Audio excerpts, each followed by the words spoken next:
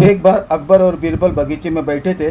अचानक अकबर ने बीरबल से पूछा कि क्या तुम किसी ऐसे इंसान को खोज सकते हो जिसमें अलग अलग बोली बोलने की खूबी हो। बीरबल ने कहा, क्यों नहीं, मैं एक आदमी को जानता हूँ जो तोते की बोली बोलता है, शेर की बोली बोलता है और गधे की बोली भी बोलता है। अकबर इस बात को सुनकर हैरत में पड़ गए। उन्होंने बीरबल को कहा कि अगले दिन उस आदमी को पेश किया जाए। बीरबल उस आदमी को अगले दिन सुबह दरबार में ले गए और उसे एक छोटी बोतल शराब पिला दी।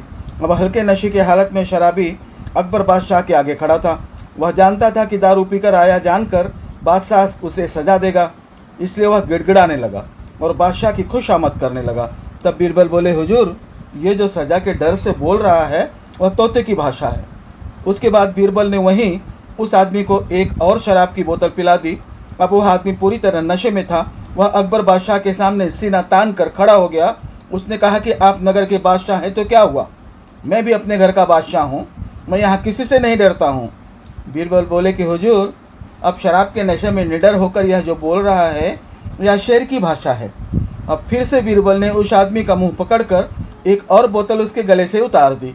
इस बार वह आदमी लड़खड़ाते गिरते पड़ते हुए जमीन पर लेट गया और हाथ पाँव में भागते हुए मुंह से उलूल जुलूल आवाज़ें निकालने लगा।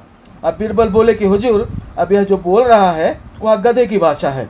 अकबर एक बार फिर से बीरबल की हाजिर जवाबी से प्रसन्न हुए और यह मनोरंजक उदाहरण पेश करने के लिए उन्होंने बीरबल को इनाम दिया।